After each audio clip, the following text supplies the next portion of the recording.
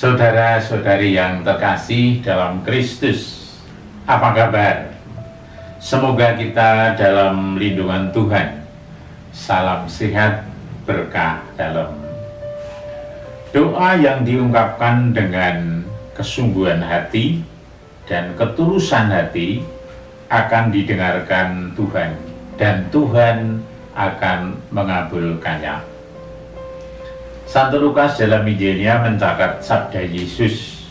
Injil Lukas bab 11 ayat 9. Oleh karena itu, aku berkata kepadamu, mintalah, maka akan diberikan kepadamu.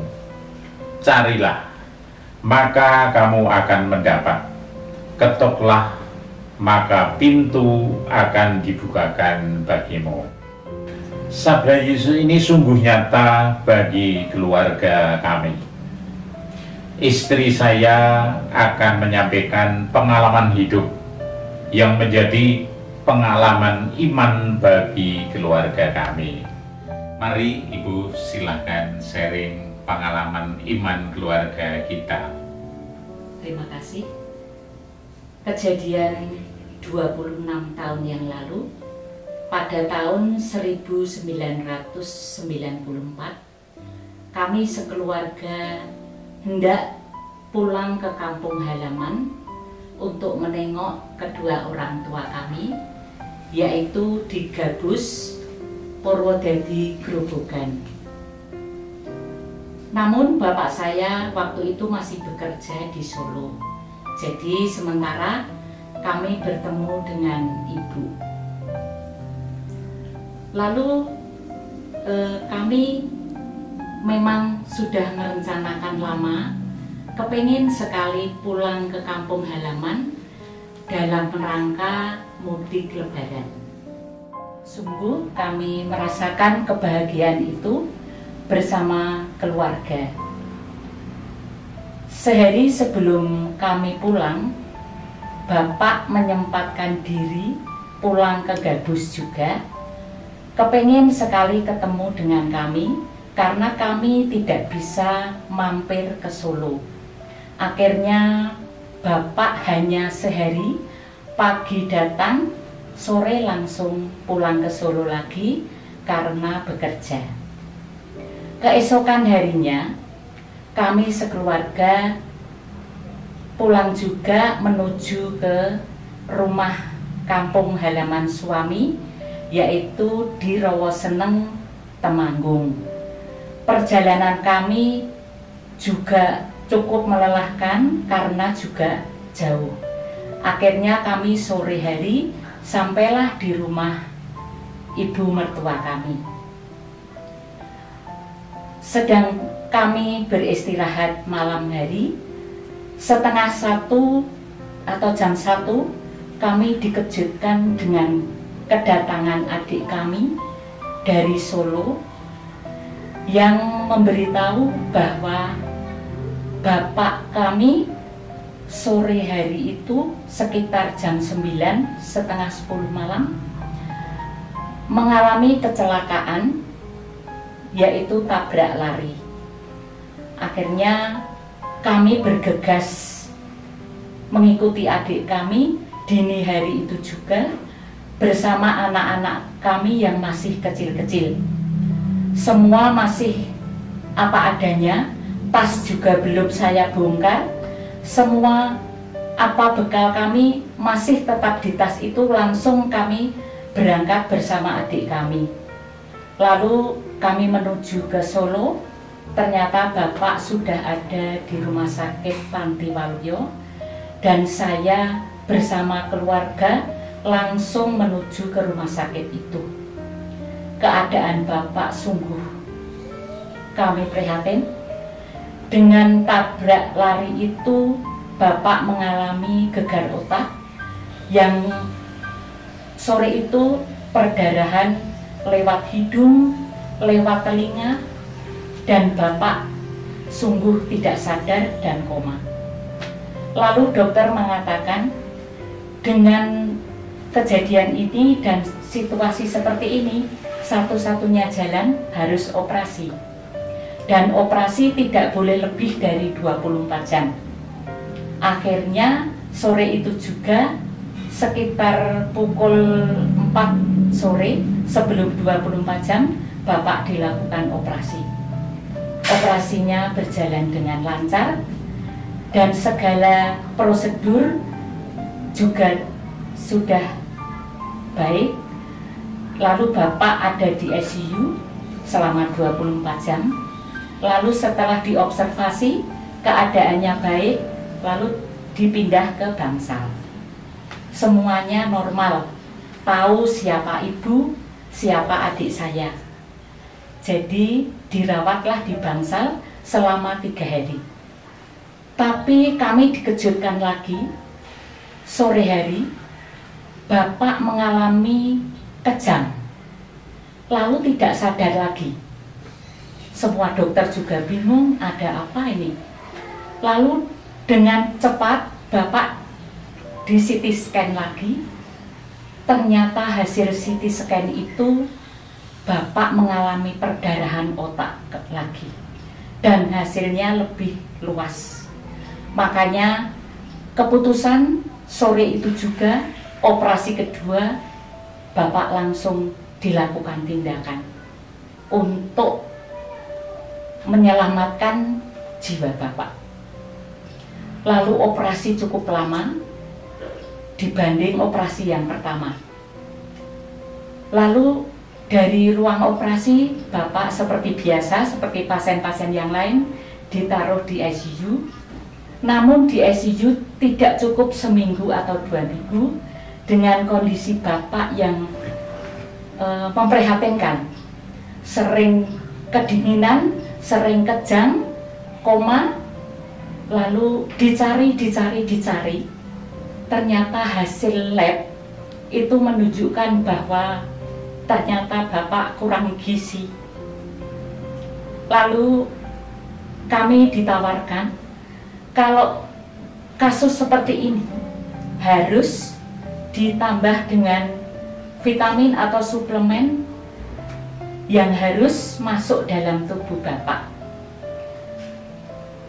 Suplemen itu tidak murah harganya waktu itu. 1 ampul bisa 1 juta lebih. Ya, dan Bapak tidak hanya 1, 2, tapi sehari 3 kali, entah sampai berapa lama, untuk mendukung gizi yang bagus dalam tubuh Bapak. Betul, kata dokter, bahwa beberapa kali disuntik Bapak semakin lumayan agak baik, namun Bapak masih naik turun kondisinya, masih tetap di ICU sampai berbulan-bulan.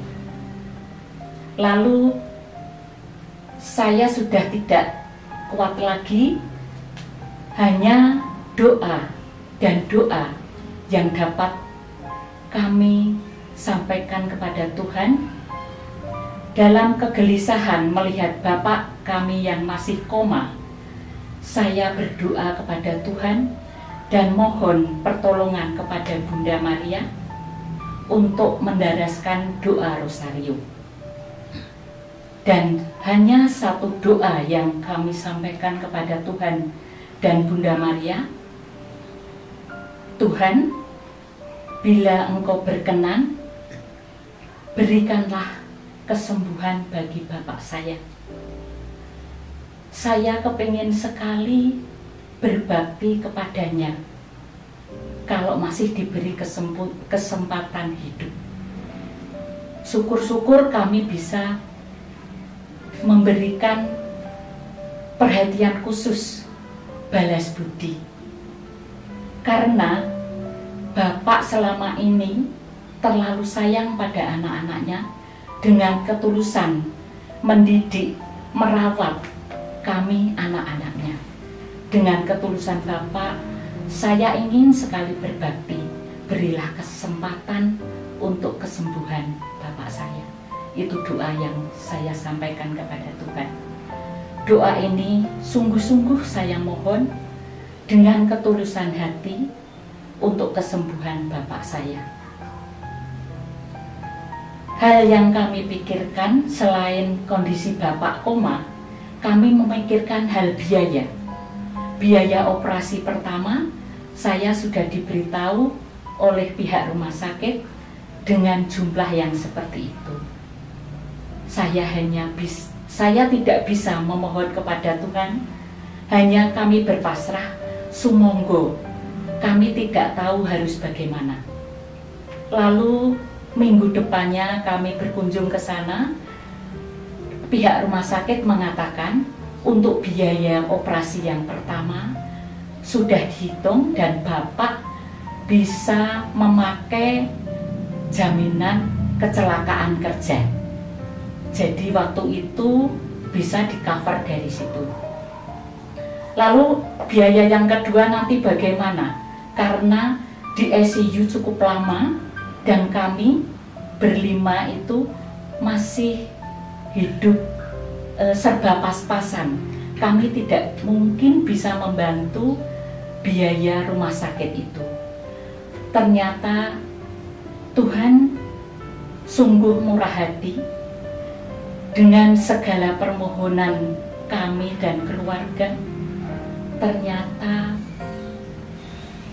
jumlah perawatan semuanya, operasi yang kedua itu bisa diperhitungkan dengan uang dari jam sostek juga, tapi yang funds untuk hari tua. Hari tua itu rencana mau untuk seperti pensiun, tapi sudah dialokasikan ke biaya Bapak semua. Dan puji Tuhan, nol, kami tidak menanggung biaya itu, dan dari keluarga juga sama sekali. Setelah Tuhan sungguh luar biasa, Tuhan sudah menyediakan seluruh pembiayaan yang berasal dari jerih payah Bapak sendiri selama Bapak bekerja. Persis seperti ungkapan atau doa yang sering diungkapkan oleh Bapak, muga-muga anak putuku bisa podo nemoni urip kepenak. Aku bisa tutup nunggoni anak putu lan ojo nganti ngerepoti anak-anakku. Itu suatu doa yang diungkapkan Bapak, baik doa pribadi maupun yang sering diucapkan, yang dalam bahasa Indonesianya, semoga anak cucuku bisa dianugerahi hidup yang cukup, tidak berkekurangan, bisa